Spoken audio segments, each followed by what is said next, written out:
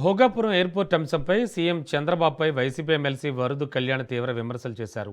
Bhogapuram airport విషయంలో Chandrababu credit చోరీ చేస్తున్నారని ఆరోపించారు. ఎయిర్పోర్ట్ నిర్మాణానికి చంద్రబాబు ప్రభుత్వం ఎలాంటి కృషి చేయలేదని, జగన్ ప్రభుత్వం పనుల కోసం 1,200 కోట్లు ఖర్చు చేసిందని తెలిపారు. జగన్మోహన్ రెడ్డి తీసుకున్న చొరవ, చేసిన కృషి వల్లే భోగాపురం ఎయిర్పోర్టు ప్రారంభోత్సవ దశకు చేరుకుందని చెప్పారు. ఉత్తరాంధ్ర ప్రజలు చంద్రబాబు తీరును చూసి నవ్వుకుంటున్నారని ఆమె విమర్శించారు.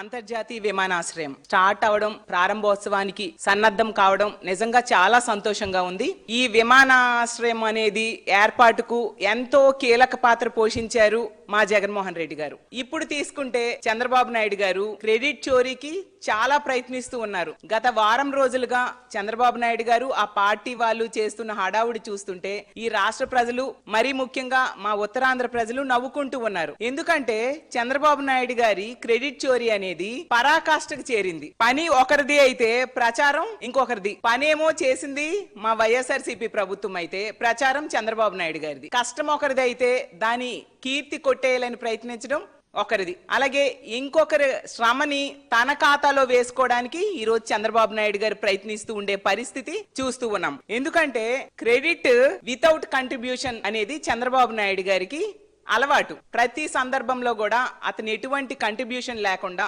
క్రెడిట్ కొట్టేయాలని ప్రయత్నిస్తూ ఉంటారు. ఈ భోగాపురం విమానాశ్రయం విషయంలో కూడా అదే విధంగా ప్రయత్నిస్తూ ఉండే పరిస్థితి మనందరం గమనిస్తూ ఉన్నాం. కానీ ఈ ఎయిర్పోర్ట్ నిర్మాణంలో చంద్రబాబు నాయుడు గారు చేసింది శూన్యం. 2019 ఎన్నికలకు ముందు ఒక రాయేసి శంకుస్థాపన చేయడం తప్ప చంద్రబాబు నాయుడు గారు ఏమీ చేయలేదు. ఎందుకంటే 2020 జూన్లో GMR తో అగ్రిమెంట్ చేసుకోవడం అయితేనే, R&R అవ్వచ్చు, భూసేకరణ అవ్వచ్చు, అక్కడున్న ప్రజలకి పునరావాసం కల్పించడం అవ్వచ్చు, అక్కడ ఎయిర్పోర్ట్ కి కావాల్సిన వాటరు, అలాగే డ్రైనేజెస్, ఎలక్ట్రిసిటీ, ఇంటర్నల్ రోడ్స్, అలాగే ఏరోనాటికల్ సర్వీసెస్, ముఖ్యంగా నిధుల సమీకరణ అన్నీ కూడా చేసింది మా ప్రభుత్వ హయాంలో మా